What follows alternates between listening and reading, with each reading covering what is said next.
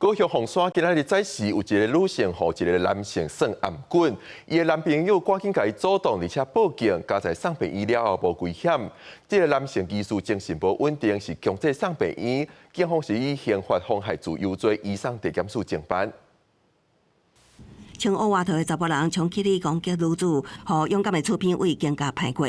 高雄凤山车北早起发生一件随机攻击案，一名当要出门上班的女子，突然和一个查甫人扭掉，用跳绳索的暗棍也甲拍。好佳在和附近杂货店头家看到，走出来制服查甫人。领着他是想说他要杀他这样子。男生吗？系啊，我听到就袂使啊，我就一个落去啊。你甲按落啊？我一个落啊，啊，伊就。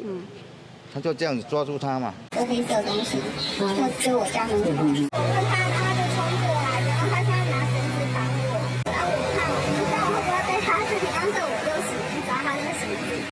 查甫人防制好了后，坐伫涂骹，代志发生伫凤山金鱼甲华山街口的附近。女子迄当时阿妈棍也有伤痕，附近的厝边知影这件代志也真惊吓。听到伊讲会叫警察啦，叫警察啦。根据居民的讲法，想要攻击的查甫人甲受害女子拢住伫附近，双方无熟悉。查甫人定伫大路啰啰嗦，亲像精神状况无稳定。家属表示，查甫人过去伫台北也捌有过一摆攻击记录。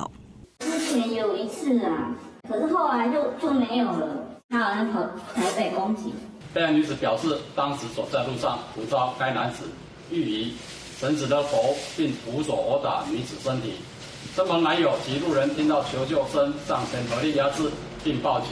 救护车赶到现场，将受害女子送医，好佳在无大碍。警方也确认查甫人有精神病史，通知家属陪同，强制就医。后手会以刑法妨害自由罪，将查甫人移送地检署侦办。公司新闻采访报道。